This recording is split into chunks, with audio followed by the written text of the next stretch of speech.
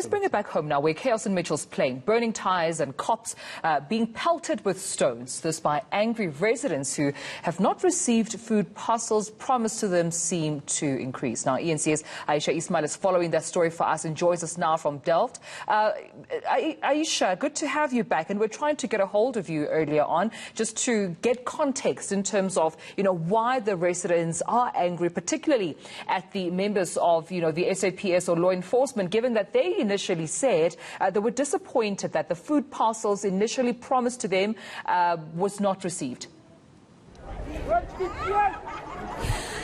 Well, some of the social development staff members just explained to me that the food parcels that were handed over or handed out this morning had nothing to do with the promises made by President Cyril Ramaphosa. She was telling me she didn't want to go on camera or be named, but she wanted to give me context to say that they deal with early childhood.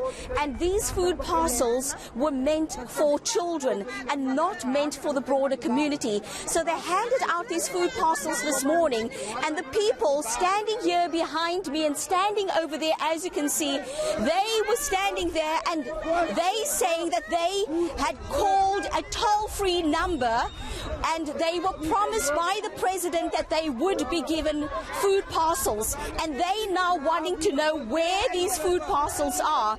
And when they couldn't get their way, they started pelting the police after the police tried to come and disperse them, and also to put out some of the barricades that they had built in the road. But as you can see, there's lots of police also at the back of us. It almost seems as if we are in between the local community and in between the police.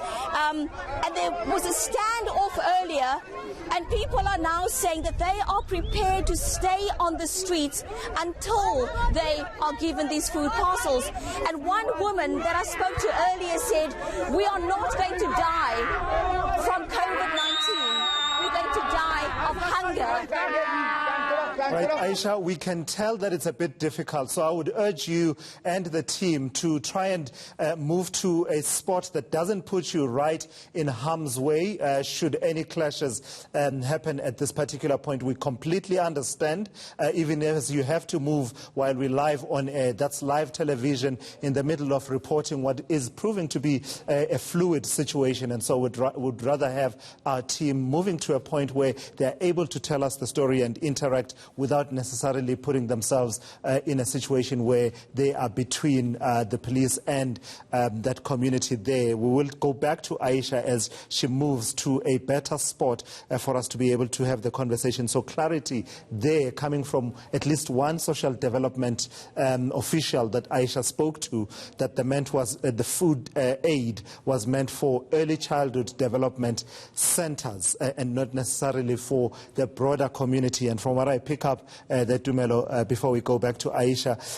the perception that the president had promised food aid. So it's absolutely important to be clear that we are not reporting that the president had promised food aid, but there is a perception that Aisha Ismail has picked up in that community that that promise had been made. Indeed.